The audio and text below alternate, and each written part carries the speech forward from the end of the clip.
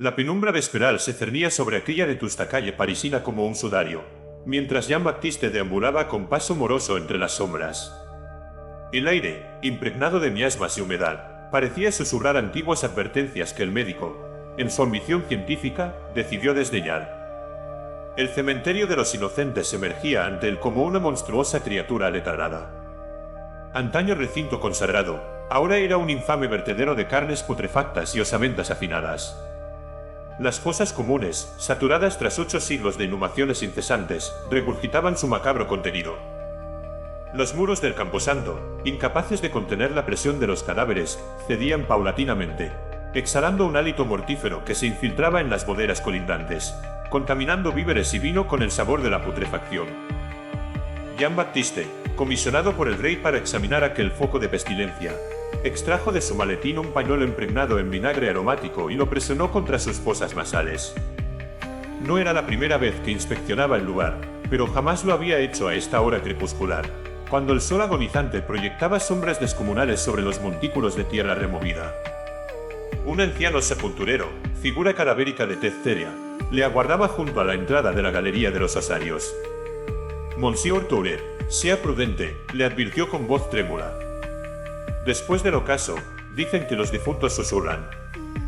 Jean-Baptiste respondió con una sonrisa condescendiente. Las supersticiones populares le resultaban tan pueriles como predecibles. Los muertos callan, buen hombre. Es la descomposición la que habla.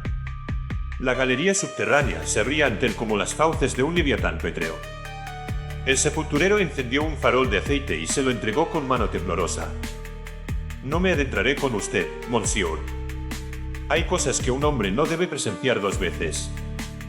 Jean-Baptiste descendió en soledad por la escalinata que se hundía en las entrañas de la tierra. El aire se tornaba progresivamente más denso, como si la atmósfera misma se solidificara. El haz amarillento de su lámpara apenas lograba disipar las tinieblas circundantes. La galería de osamentas se revelaba ante él, obscena exhibición de la mortalidad humana. Cráneos y tibias formaban patrones geométricos en las paredes, macabro mosaico compuesto con los restos de generaciones pretéritas. Jean-Baptiste avanzó, tomando notas mentales para su informe al monarca. Fue entonces cuando lo escuchó. Un murmullo inicialmente, tan tenue que podría confundirse con el viento filtrándose entre las grietas de la piedra. Pero no había viento allí abajo, en aquella cripta hermética. El susurro fue cobrando intensidad, convirtiéndose en un cuchicheo de voces superpuestas, como si cientos, miles de bocas invisibles articularan simultáneamente palabras incomprensibles. Jean-Baptiste sintió que el vello de su nuca se erizaba, pero su racionalidad científica acudió en su auxilio. Son los gases de la putrefacción, se dijo, escapando entre los intersticios de los huesos. Continuó su inspección, adentrándose en galerías cada vez más profundas. El laberinto de osamentas parecía infinito, un dédalo construido con los vestigios de la mortalidad humana. Las voces, no, los sonidos, se corrigió a sí mismo, aumentaban su volumen a cada paso que daba. En una cámara circular, descubrió algo perturbador. Los huesos no estaban dispuestos con el patrón ornamental habitual. Formaban una especie de altar o trono, sobre el cual reposaba un cráneo de proporciones anómalas. Jean-Baptiste, fascinado por aquella aberración anatómica, se aproximó para examinarlo. Fue un error.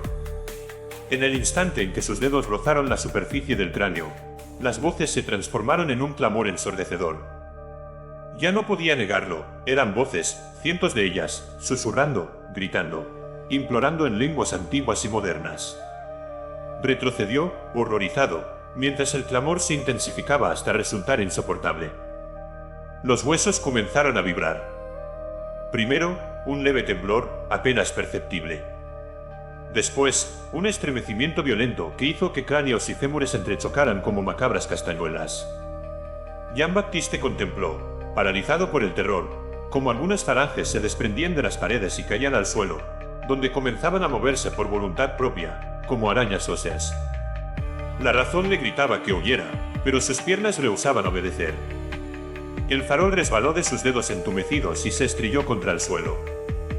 El aceite inflamado generó un resplandor fugaz que reveló una visión que ningún hombre debería contemplar. Los huesos se estaban ensamblando. formando figuras antropomorfas incompletas que se arrastraban hacia él con movimientos espasmódicos. En ese instante de claridad, Jean-Baptiste comprendió. No era la pestilencia física lo que hacía del cementerio de los inocentes un lugar maldito. Era algo más antiguo, más profundo, como si la acumulación de sufrimiento y muerte hubiera impregnado la tierra misma. Con un alarido que desgarró su garganta, Jean-Baptiste emprendió la huida por las galerías ahora sumidas en la más absoluta oscuridad. Sus manos palpaban las paredes, buscando el camino hacia la superficie.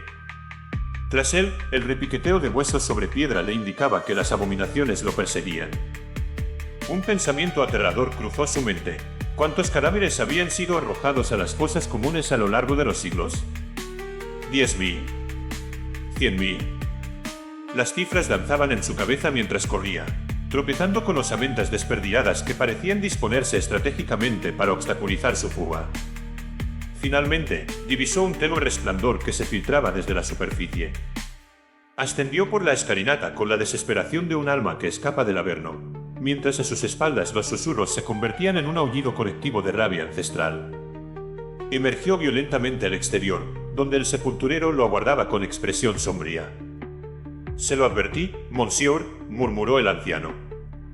«A esta hora, los muertos reclaman lo que les pertenece». Jean-Baptiste lo miró, con el rostro desencajado y la respiración entrecortada. «¿Qué son?» logró articular. «Los olvidados, monsieur. Los que fueron arrojados sin nombre ni dignidad. Los que nunca tuvieron una lápida ni una oración».